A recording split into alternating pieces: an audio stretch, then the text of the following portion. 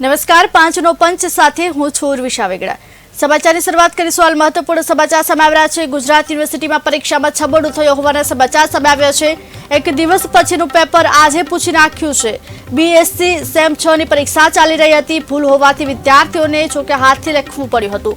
ત્યારે હાલ પરીક્ષામાં ભૂલ થઈ હોવાનું સામે આવ્યું છે। પરીક્ષામાં છબડો થયો હોવાનું સામે આવ્યું છે। ગુજરાત યુનિવર્સિટીમાં પરીક્ષામાં છબડો થયો હોવાનું પણ સામે આવ્યું છે। ભૂલ હોવાથી વિદ્યાર્થીઓએ જોકે હાથે લખેલું। ત્યારે ગુજરાત યુનિવર્સિટીમાં પરીક્ષામાં છબડો થયા હોવાના હાલ સમાચાર સામે આવી રહ્યા છે। ગુજરાત યુનિવર્સિટીની પરીક્ષામાં છબડો થયો છે। એક દિવસ પછીનું પેપર આજે પૂછી નાખ્યું હોવાના સમાચાર સામે આવી રહ્યા છે। બીએસસીની પરીક્ષા ચાલી રહી હતી। બીએસસીની સેમ 6 ની પરીક્ષા ચાલી રહી હતી।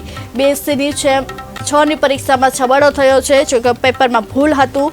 એક દિવસ પછીનું પેપર આજે પૂછી નાખતા વિદ્યાર્થીઓએ હાથે લખવું પડ્યું। ભૂલ હોવાથી વિદ્યાર્થીઓએ હાથે લખેલું। જોકે હાલ ભૂલ હોવાનું સામે આવી રહ્યું છે। ત્યારે ગુજરાત યુનિવર્સિટીમાં બીએસસીની પરીક્ષા ચાલી રહી હતી। આ પરીક્ષામાં છબડો થયો હોવાનું સામે આવ્યું છે। ગુજરાત યુનિવર્સિટીની પરીક્ષામાં છબડો થયો છે।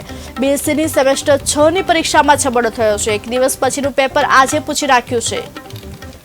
આજ રોજ ગુજરાત યુનિવર્સિટીની અંદર પરીક્ષા જે હાલ ચાલી રહી છે બીએસસી સેમેસ્ટર 6 બોટની, જેની અંદર ઘોર બેદરકારી ગુજરાત યુનિવર્સિટીની બહાર આવી છે, છબરડો બહાર આવ્યો છે, જેની અંદર જે ગુજરાત યુનિવર્સિટીના પરીક્ષાની અંદર નિમાયેલા અધિકારીઓ છે તેમની બેદરકારી દેખાવામાં આવી રહી છે। જ્યારે આજે બીએસસી સેમેસ્ટર 6 ની પરીક્ષા જે પેપર નંબર 308 છે એની અંદર પેપર નંબર 309 નો વિષય પૂછવામાં આવ્યો અને પેપર નંબર 9 જે છે એ વિદ્યાર્થીઓનું પેપર આવતીકાલે હતું, જેની જગ્યાએ આજે પેપર નંબર 308 આજે પૂછવામાં આવ્યું, જેના કારણે પરીક્ષા 1 કલાક મોડી શરૂ કરવામાં આવી। આજ રોજ ગુજરાત યુનિવર્સિટીની બહુ મોટી ગંભીર બેદરકારી બહાર આવી છે। જે બોર્ડની વિષયનું પેપર કાલે આપવાનું હતું એ પેપર આજે અપાઈ દેવામાં આવ્યું છે। આ પેપર વિદ્યાર્થીઓ જોડે પહોંચ્યું, જ્યારે વિદ્યાર્થીઓ જુએ છે ત્યારે ખબર પડે છે કે આવતીકાલનું પેપર છે, આજનું નથી। ત્યારે યુનિવર્સિટી તંત્રને ખબર પડે છે અને આ પેપર એક સેન્ટર ઉપરની 4 થી 5 સેન્ટર ઉપર પહોંચી ગયું હતું।